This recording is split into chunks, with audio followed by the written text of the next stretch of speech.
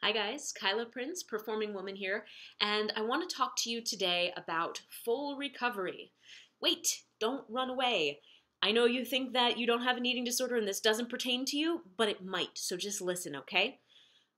Alright, now that you're here and on board and you're listening, let's talk about what recovery is and why I'm bothering to talk to you about it in the first place. So, a few days ago, a friend of mine published an article, mentioned that she doesn't believe in full recovery, even though she was talking about her recovery from her eating disorder.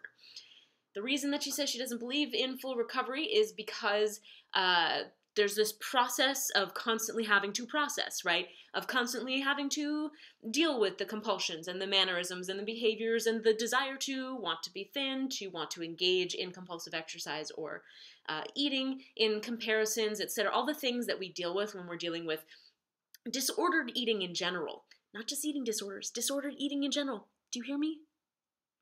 Okay, so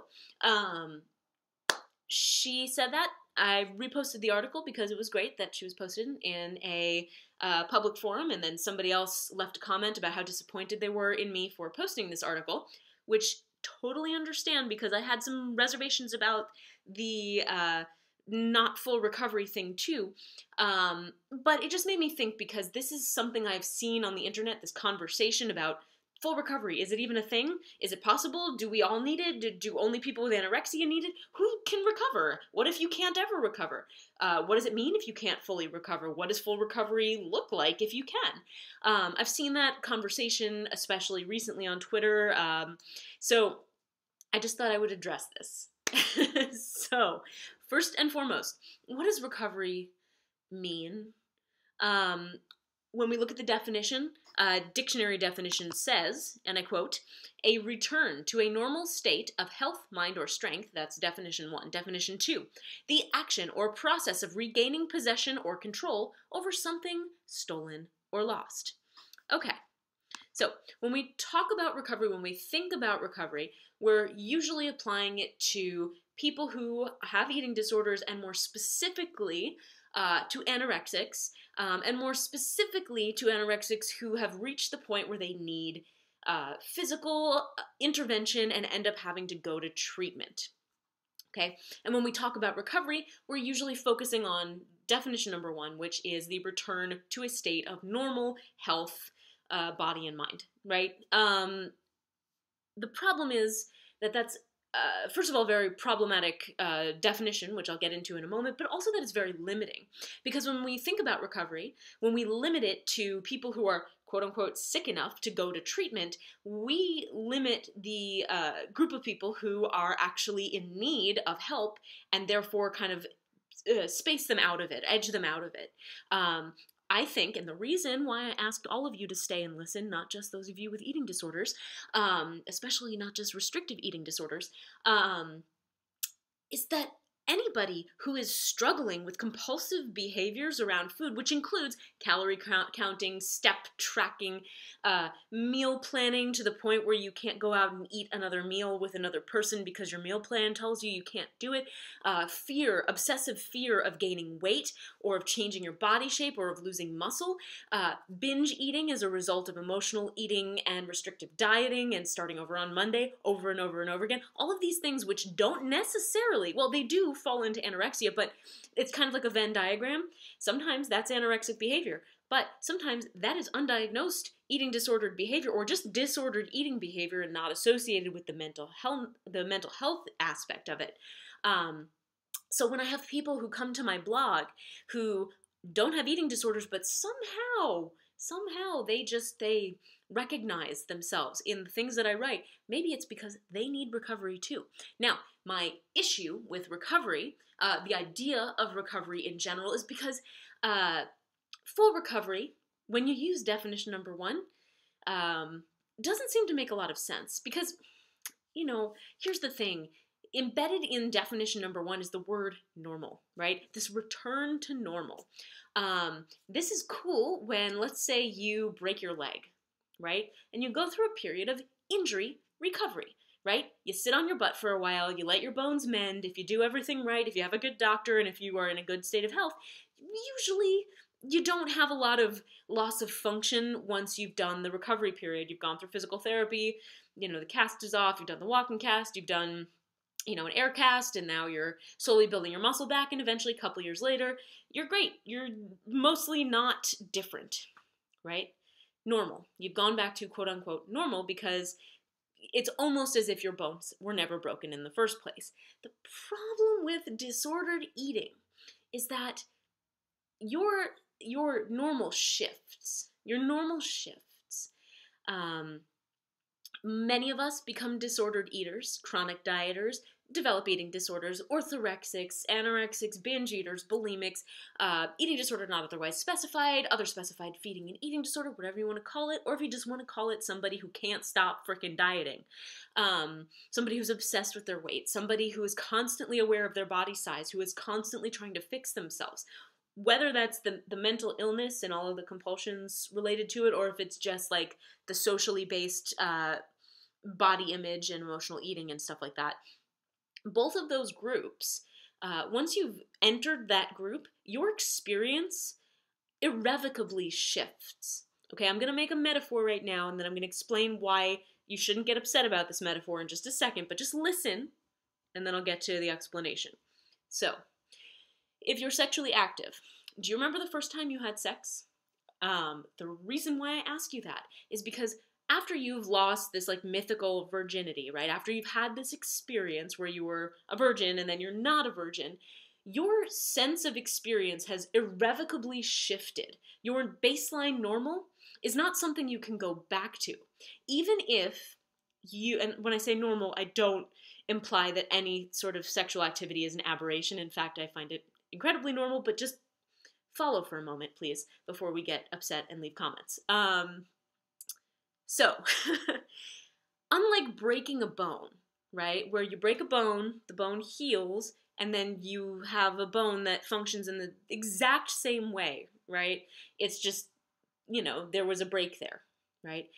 With sexuality, with sex, right, you had a worldview where you had never had sex, then you had this experience, and now you have a worldview where you have had sex. If you become celibate, you still operate in your celibacy from a worldview where you have had sex before. Okay? Again, this is just a metaphor to help you understand. Sex is great. Please do it responsibly. Do it with people that respect you. Have communication. That's not what this video is about, though. Okay. Now, let me talk about eating disorder recovery, or disordered eating recovery, diet recovery, if you want to call it that, because this does pertain to you, dieters. Okay, so let's imagine that you are 12 or 13 years old. You are a happy-go-lucky kid eating cookie dough out of the tube, not because you feel guilty, not because you're using it to cope with your life, not because you know anything about its health properties or don't. It's just because you like cookie dough, right? You're a happy-go-lucky kid. Then the world comes in, and suddenly you learn about the health properties of cookie dough, or the lack thereof. Then you learn about the moral issues associated with not eating healthily. And then you realize that sometimes cookie dough is associated with your weight. Sometimes, not always, depending on how much you're eating and all of that fun stuff. And then you start learning about the sometimes very spurious correlations between weight and health. And you realize all of this stuff. And suddenly cookie dough takes on this connotation that it never had before. You can't go back and unlearn the cookie dough, right? When you start dieting, when you start becoming aware of your body, when you start, falling down the eating disorder pathway, right?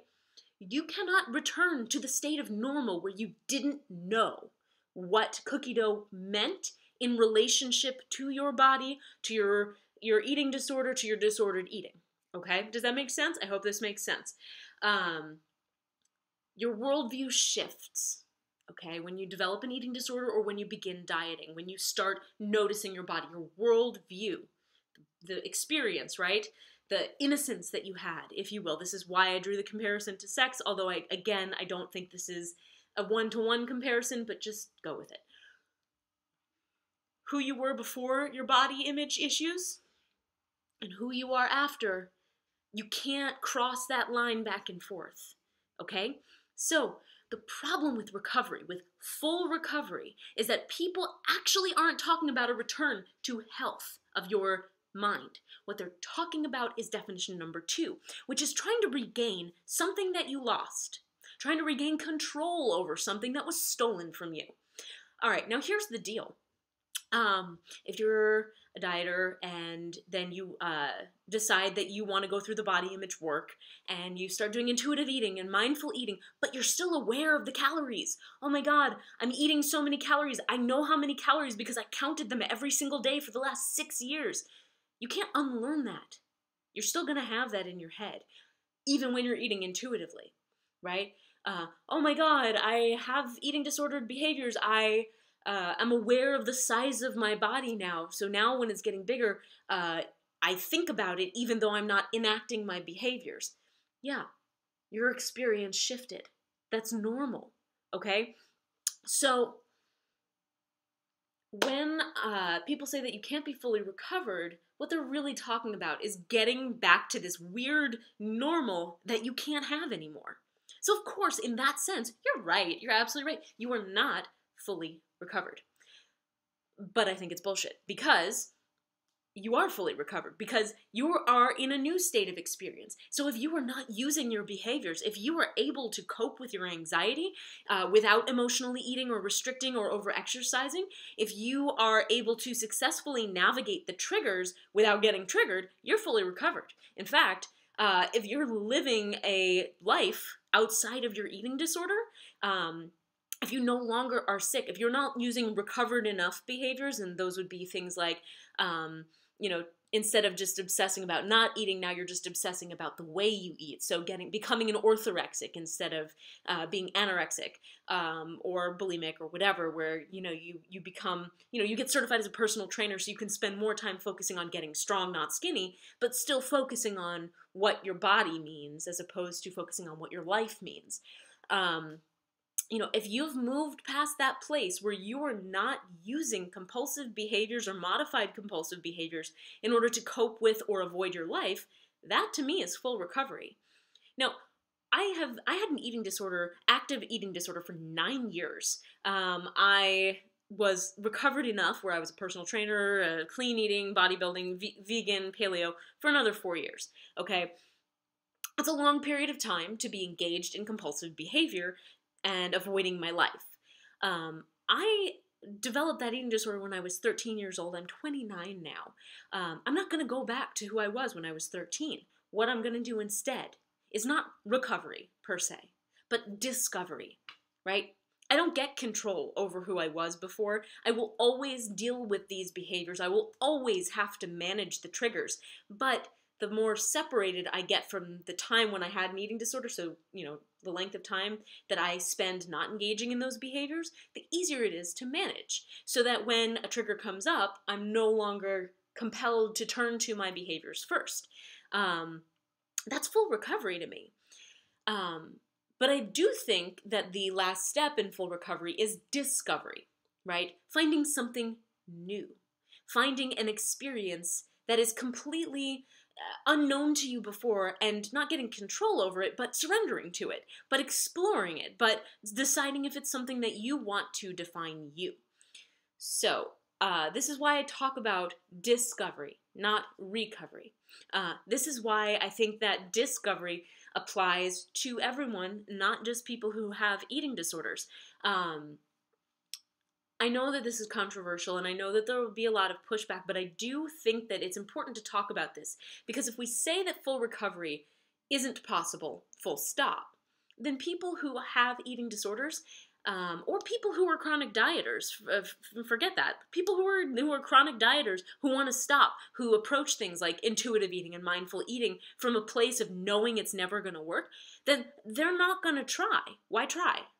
Now, for the people who believe that full recovery looks like regaining control over an experience that has been irrevocably removed from you, that is also a false start, because you start to become desperate when you feel like you can't get control over that thing that you were, when you feel like you can't stop thinking about your body, when you feel like you're never going to be free from feeling triggers.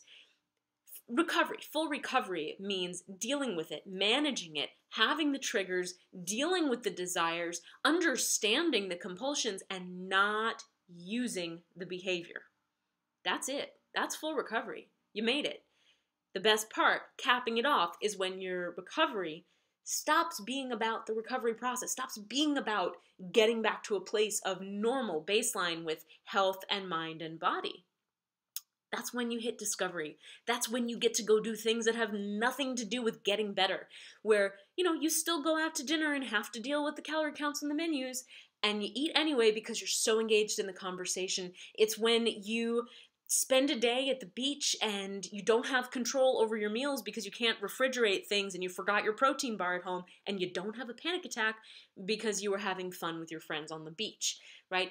These are the things that are important to remember as you are dealing with your body image issues, as you are feeling like you're never going to get there. Turns out there is not that far away. It's just a matter of effectively managing your triggers and your compulsions, understanding them and working through them so that you do not use them in a time when you feel overwhelmed or anxious.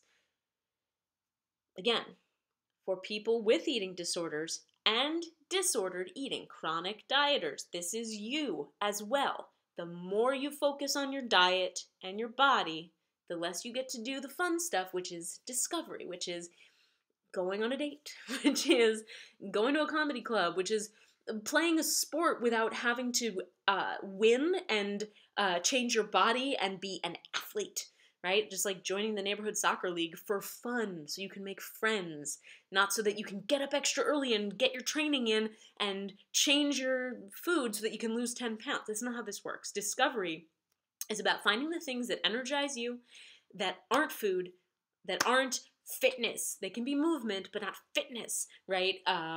That aren't related to changing or controlling your body shape or size. So anyway, I hope that made sense. Please direct your hate mail to me through my website, performingwoman.com, or, leave nasty comments on all of my social media channels at performingwoman. And I want to know, what are you discovering, right? In your full recovery, right? You still have to deal with the triggers. Still got to do it. Still got to live with the experience that you have. What are you discovering? Or what do you want to discover? Let me know.